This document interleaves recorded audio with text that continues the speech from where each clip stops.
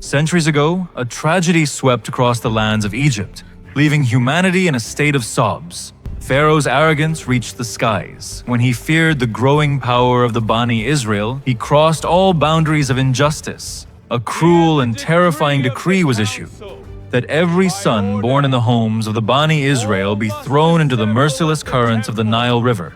Oppression was drawing its last mile, and the people were desperately seeking salvation.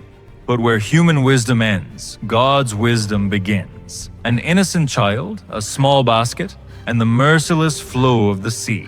That child's name was Moses. The same river that drowned the children carried that enemy to Pharaoh's palace. Look at God's decision. Pharaoh, who considered him his greatest threat, raised him in his own court, in his own palace, like a son. Moses received the highest upbringing in Egypt. He was both a prince of the royal court and a skilled warrior.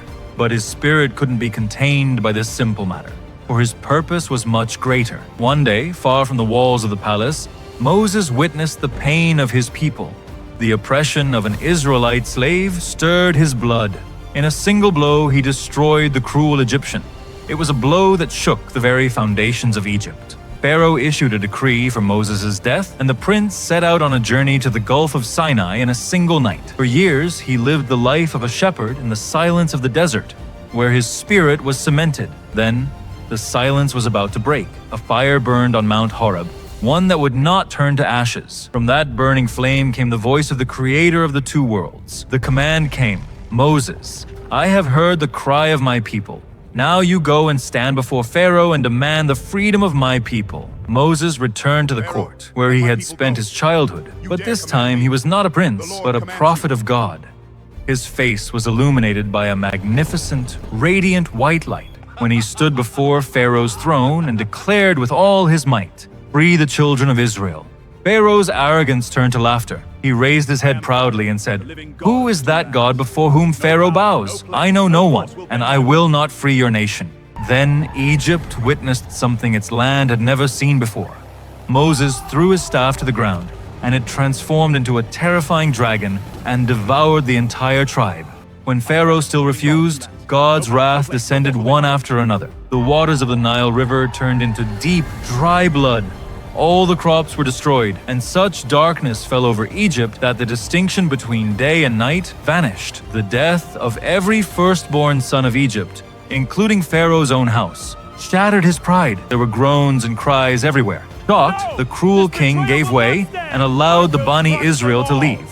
The Bani Israel had barely left when the fire of hatred ignited again in Pharaoh's heart. He set out to pursue them with his mighty army, chariots, and horses.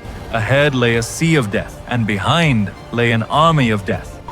The Bani Israel cried out in fear, "We are slain!" But Moses pleaded, "My Lord is with me. He will show me the way." He raised his staff over the sea, and then a miracle occurred that would astonish the mind. The Red Sea was divided into two parts. The waters on both sides became clear like mountains, and God made a way for his calm.